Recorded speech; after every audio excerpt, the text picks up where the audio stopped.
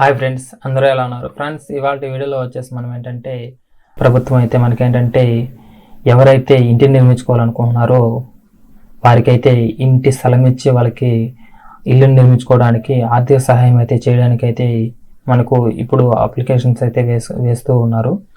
ఇది మనకు పట్టణాల్లో అయితే ఎన్ని సెంట్లు ఇస్తారు, అలాగే గ్రామాల్లో అయితే ఎన్ని సెంట్లు ఇస్తారు, అలాగే దీనికి అర్హతలు ఏంటి, ఇది ఎవరు అప్లై చేసుకోవచ్చు అనే విషయాన్ని గురించి నేను ఈ వీడియోలో మీకు పూర్తిగా చెప్పడం అయితే జరుగుతూ ఉంది. ఈ వీడియోని ఎక్కడ కూడా స్కిప్ చేయకుండా పూర్తిగా అయితే ఈ వీడియోని అయితే చూడండి. అలాగే మన ఛానల్కి ఎవరైనా కొత్తగా వచ్చినట్లయితే మన ఛానల్ని సబ్స్క్రైబ్ చేయండి, లైక్ చేయండి, పక్కనే ఉన్న బెల్ ఐకాన్ అయితే ట్యాప్ చేసుకోండి. మనకైతే ఈ యొక్క ఆంధ్రప్రదేశ్ రాష్ట్ర వ్యాప్తంగా అయితే అర్హులైన వారికి అందరికీ ఉచితంగా ఇళ్ల పట్టాలు ఇస్తూ ఇంటిని నిర్మించుకోవడానికి అయితే మనకైతే ఆర్థిక సహాయం అయితే అందించాలన్న ఉద్దేశంతో అయితే మనకైతే ఆంధ్రప్రదేశ్ ప్రభుత్వం అయితే 2025లో ఈ యొక్క పథకాన్ని అయితే తీసుకురావడం అయితే జరిగింది. ఈ పథకం పేరు వచ్చేసి మనకేంటంటే అందరికీ ఇల్లు అనే పేరుతో అయితే మనకైతే ఈ పథకాన్ని తీసుకురావడం అయితే జరిగింది. హౌసింగ్ ఫర్ ఆల్ స్కీమ్ అనే ఈ యొక్క స్కీమ్కి పేరుగా పిలవడం అయితే జరుగుతూ ఉంది. ఇందులో మనకైతే మెయిన్గా చూసుకున్నట్లయితే గ్రామీణ ప్రాంతాల్లో ఉన్న వారికి అయితే 3 సెంట్ల భూమి, అలాగే పట్టణ ప్రాంతాల్లో ఉన్న వారికి అయితే 2 సెంట్ల భూమి, అర్హులైన కుటుంబాలకు ఓన్లీ మహిళల పేర్ల మీద మాత్రమే మనకైతే ఈ యొక్క భూమిని అయితే ఇవ్వడం అయితే జరుగుతూ ఉంది.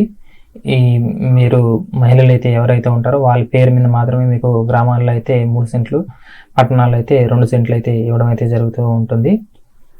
ఈ స్కీమ్లో ఈ యొక్క హౌస్ సైట్ పట్టా ఇవ్వడం జరుగుతూ ఉంది. అలాగే మీరు చూసుకున్నట్లయితే గ్రామీణ ప్రాంతాల్లో ప్రస్తుతం అందుబాటులో ఉన్న పథకాలైన ప్రధానమంత్రి ఆవాస్ యోజన 2.0 మరియు ఇతర పథకాల ద్వారా హౌసింగ్ డిపార్ట్మెంట్ వారు శాంక్షన్ ఆర్డర్ వచ్చిన వారికి ఇంటిని నిర్మించుకోవడం కోసం పర్మిషన్ అయితే ఇస్తూ ఉంది. మీకైతే ఈ యొక్క పథకాల ద్వారా మీకు మీ యొక్క ఇంటిని అయితే మీరైతే నిర్మించుకోవచ్చు గ్రామీణ ప్రాంతాల్లో. అలాగే ఇచ్చిన వెంటనే విడతల వారీగా ఇంటిని నిర్మించుకోవడం కొరకు నగదుని ఇంటిని నిర్మించే వారికి బ్యాంక్ ఖాతాలో జమ చేయడం అయితే, అంటే ఇది మనకేంటంటే విడతల వారీగా కడుతూ బేస్మెంటు ఇలా మనకేంటంటే ఒక్కొక్కటి నిర్మిస్తూ వస్తాం కాబట్టి అలా మీకైతే అమౌంట్ అనేది వేస్తూ ఉంటారు. విడతల వారీగా అయితే పడడం అయితే జరుగుతుంది అమౌంట్. మీరు ఈ యొక్క బేస్మెంట్ నిర్మించి ఫొటోస్ అవి తీసిన తర్వాత మీరు బిల్ అప్లై చేసినట్లయితే మీకైతే అమౌంట్ అయితే పడడం అయితే జరుగుతుంది.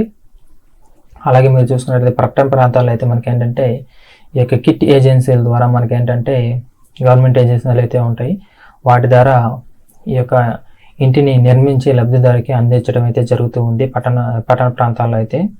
అలాగే మనం చూసుకున్నట్లయితే section 3 of AP ascending land అంటే మనకి ఈ యొక్క ఇల్లు పట్టా వచ్చి అలాగే ఇంటిని నిర్మించిన తర్వాత మనకు 10 సంవత్సరాలు పూర్తయిన తర్వాత మాత్రమే మనమైతే అర్హులము ఈ యొక్క భూమికి.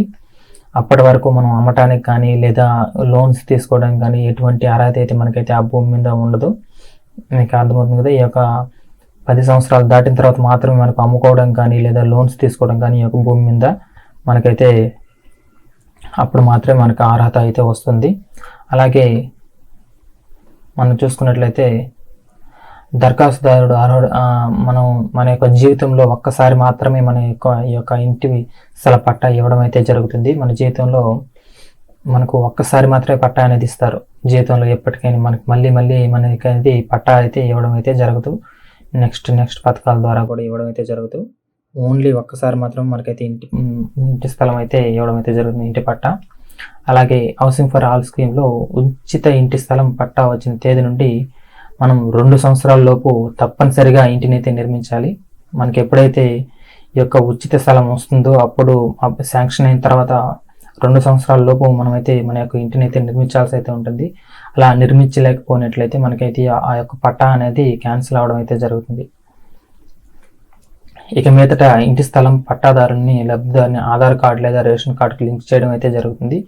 ఇలా చేయడం వల్ల భవిష్యత్తులో అదే వ్యక్తి మరలా హౌసింగ్ స్కీమ్లో అయితే దరఖాస్తు పట్టా కోసం అప్లై చేయడానికి అయితే కుదరదు. ఇది ఏం చేస్తారంటే మనకు ఆధార్ కార్డుకి అయితే మన ఈ యొక్క ఇంటి పట్టాని అయితే లింక్ చేయడం అయితే జరుగుతుంది. రేషన్ కార్డులో ఎంతమంది అయితే ఉంటారో వాళ్ళకందరికీ ఈ యొక్క స్థలాన్ని అయితే లింక్ చేస్తారు. ఆధార్ కార్డుకి లింక్ చేసి మనకు భవిష్యత్తులో ఎటువంటి ఈ యొక్క హౌసింగ్ స్కీమ్కి మనం అయితే సైట్ అప్లై చేసినట్లయితే మనకైతే అక్కడ క్లియర్గా చూపించడం అయితే జరుగుతుంది. ఇలాంటి ఫ్రాడ్స్ చేయడానికి అయితే మనకైతే కుదరదు. ఇంకా మనం చూసుకున్నట్లయితే ఈ యొక్క స్కీమ్కి ఎలిజిబిలిటీ చూసుకున్నట్లయితే మనకైతే ఎవరైతే అప్లై చేస్తున్నారో వాళ్ళకైతే తప్పనిసరిగా రేషన్ కార్డు అయితే కలిగి ఉండాల్సి అయితే ఉంటుంది. అలా లేకపోతే వాళ్ళైతే అనర్హులుగా నిర్ధారించబడుతుంది. అలాగే దరఖాస్తు పేరు మీద మనకైతే సొంతంగా ఇంటి భూమి కానీ లేదా హౌస్ సైట్ కానీ ఆంధ్రప్రదేశ్లో ఎక్కడా కూడా మనకైతే రిజిస్టర్ అయితే అయ్యి ఉండకూడదు. అలా ఉన్నవారు మాత్రమే అర్హులు. గత రాష్ట్ర ప్రభుత్వంలో ద్వారా కానీ లేదా కేంద్ర ప్రభుత్వంలో కానీ ఇంటి స్థలం కానీ పట్టా కానీ పొంది ఉండకూడదు. అలాంటి వారు మాత్రమే అర్హులు. గతంలో కేంద్ర ప్రభుత్వం రాష్ట్ర ప్రభుత్వం హౌసింగ్ పథకాల్లో ఖచ్చితంగా లబ్ధిదారుడై ఉండకూడదు. అలాగే మనకు కుటుంబం మొత్తం మీద చూసుకున్నట్లయితే మనకు వ్యవసాయ భూమి అయితే 5 ఎకరాల లోపు మాగాని లేదైతే 2.5 ఎకరాల లోపు కలుపుకుంటే మనకు 5 ఎకరాల లోపు మాత్రమే ఉండాల్సింది. వాళ్ళు మాత్రమే ఈ యొక్క హౌసింగ్ స్కీమ్ అయితే అర్హులు. అలాగే మనకేంటంటే తప్పనిసరిగా ఆధార్ కార్డు అయితే మనకైతే కలిగి ఉండాలి. ఆధార్ కార్డు లేని వారైతే అనర్హులు. గతంలో ఇంటి పట్టా వచ్చి ఉడిసిపోయి సర్టిఫికేట్ కోర్టు కేసుల వలన ఇవ్వకపోతే ఇప్పుడైతే మీరైతే దరఖాస్తు చేసుకోవడానికి అయితే అర్హులు. అప్పుడు గతంలో ఇచ్చిన కోర్టు కేసులో ఉన్న ఇంటి స్థలం పట్టా రసీదు అవి మీరు తీసుకువెళ్ళి అప్లై అయితే చేసుకోవచ్చు. అలాగే గతంలో ఇంటి స్థలం యొక్క పట్టా ఇచ్చి ఆ ఇంటి స్థలం పట్టా అనేది గ్రామానికి దూరంగా లేదా శ్మశాన వాటికల దగ్గరగా లేదా ముప్పు ప్రాంతాల్లో ఉన్నట్లయితే వేరే గ్రామంలో ఉంటే అటువంటి ఇంటి స్థల పట్టాలను రద్దు చేసి మళ్ళీ మీకైతే ఇప్పుడైతే కొత్తగా మీరైతే అప్లై అయితే చేసుకోవచ్చు. ఒకే లేఅవుట్లో ఎక్కువ పట్టాలు కలిగి ఉంటే ఇంటిని చేపట్టకపోతే వారికి మరలా ఇప్పుడు దరఖాస్తు అయితే చేసుకోవచ్చు. మనకు లేఅవుట్లో ఖాళీగా ఉన్న స్థలాన్ని గతంలో ఇచ్చినట్లయితే అటువంటి స్థలాన్ని లబ్ధిదారుని విన్నపం మేరకు రద్దు చేసి మరలా కొత్త ఇంటి స్థలం పట్టా కొరకు దరఖాస్తు అయితే మీరైతే చేసుకోవచ్చు. మీరైతే మళ్ళీ అయితే కొత్తగా అయితే మీరైతే దరఖాస్తు అయితే చేసుకోవచ్చు. ఇక్కడ మీరు చూసుకున్నట్లయితే సెలక్షన్ ప్రాసెస్ చూసుకున్నట్లయితే మనకు గ్రామానికి లేదా టౌన్కి కానీ ఒక యూనిట్ తీసుకుని గ్రామం లేదా వార్డు స్థాయిలో ఏపీ ఆల్ స్కీమ్కు అప్లికేషన్లు అయితే తీసుకోవడం అయితే జరుగుతూ ఉంది. అన్ని అప్లికేషన్లకు సంబంధించి విలేజ్ రెవెన్యూ విఆర్ఓ గారు ఆర్ఐ గారు మేరకు ఎంక్వైరీ చేసి తనిఖీ చేస్తారు. తనిఖీ పూర్తయిన తర్వాత మనకి ఏంటంటే తాత్కాలికంగా ఈ యొక్క స్కీమ్కి ఎలిజిబుల్ లిస్టు ఇన్ఎలిజిబుల్ లిస్ట్ అయితే మనకైతే ఫిర్యాదు తీసుకుని వారి యొక్క గ్రామం లేదా వార్డులో మనకు నోటీసుల బోర్డులో మనకు ప్రదర్శించడం అయితే జరుగుతూ ఉంది. తుది అర్హత జాబితా అయితే మనకైతే ఫైనల్ లిస్టులో వచ్చిన తర్వాత మనకు సిద్ధం చేయడం కొరకు అయితే గ్రామం లేదా వార్డు సభ్యులు నిర్వహించి ప్రజల నుంచి వచ్చే ఫిర్యాదుల మేరకు తుది అర్హులను మరియు అనర్హులను జాబితా సిద్ధం చేస్తారు. మండల స్థాయిలో తుది అర్హుల జాబితాకు సంబంధించి ఎంఆర్ఓ గారు, పట్టణ స్థాయిలో అయితే మున్సిపల్ కమిషన్ ఎంసీ గారు అయితే జిల్లా కలెక్టర్ వారు అయితే ఆమోదం కొరకు వీళ్ళైతే పంపించడం అయితే జరుగుతుంది. జిల్లా కలెక్టర్ వారు ఆమోదం అయిన తర్వాత మనకు గ్రామం లేదా వార్డు సచివాలయం ద్వారా తుది అర్హతల జాబితా అయితే మనకైతే నోటీస్ బోర్డులో ప్రదర్శిస్తారు. అప్పటికి ఎటువంటి సమస్యలు ఉన్నట్లయితే మీరైతే వీఆర్ఓ కానీ ఎంఆర్ఓ లేదా ఎంసీ వారికి మీరైతే అర్జీలు అయితే పెట్టుకోవచ్చు మీకు అలా స్థలం రానట్లయితే.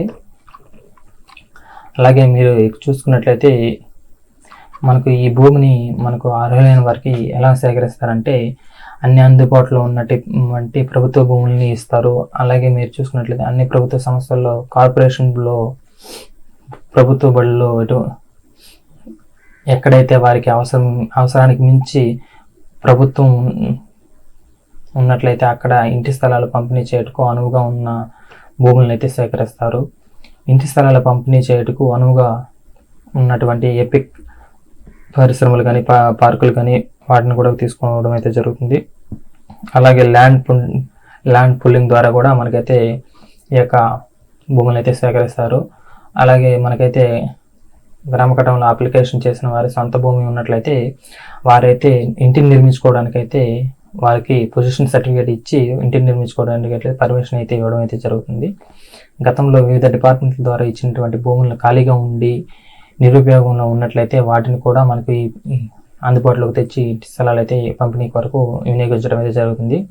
ఎవరైనా పేదల కోసం ఉచితంగా మనకైతే భూమిని అయితే దానం చేసినట్లయితే వాటిని కూడా మనకి సేకరిస్తారు. ఇలా మీకైతే ఇంటి స్థలాలను ఎక్కడైనా అసలు లేకపోయినట్లయితే కొనుగోలు చేసి మరీ మీకైతే జిల్లా కలెక్టర్ వారు ఉచిత ఇంటి స్థలం పంపిణీ చేయటకు మనకైతే ఇవ్వడం అయితే జరుగుతుంది. ఇక ఎక్కడ భూములు అందుబాటులో లేనప్పుడు అసెండింగ్ భూమి కొనుగోలు చేసి అందులో ఉచిత ఇంటి స్థల పట్టాలను పంపిణీ చేస్తారు.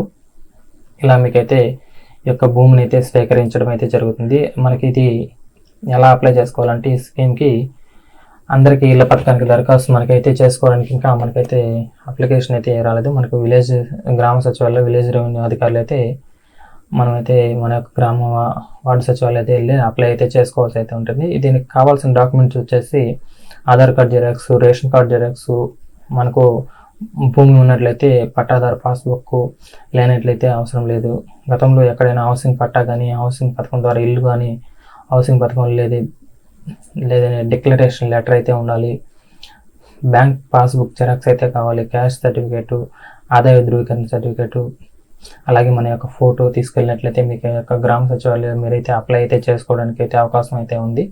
వెంటనే వెళ్ళి అయితే ఎవరైతే అర్హులు ఉన్నారో ఇందులో మీరైతే వెళ్ళి అయితే అప్లై అయితే చేసుకోండి. ఓకే ఫ్రెండ్స్, అర్థమైంది కదా ఎలా అయితే మీరైతే అప్లై అయితే చేసుకోవచ్చు మీ యొక్క ఉచిత ఇంటి స్థలానికి, అలాగే ఇల్లు నిర్మించుకోవడానికి అయితే ఎవరైతే అర్హులు ఉన్నారో వాళ్ళైతే వెళ్ళి అప్లై అయితే చేసుకోండి. Okay friends, thank you for watching.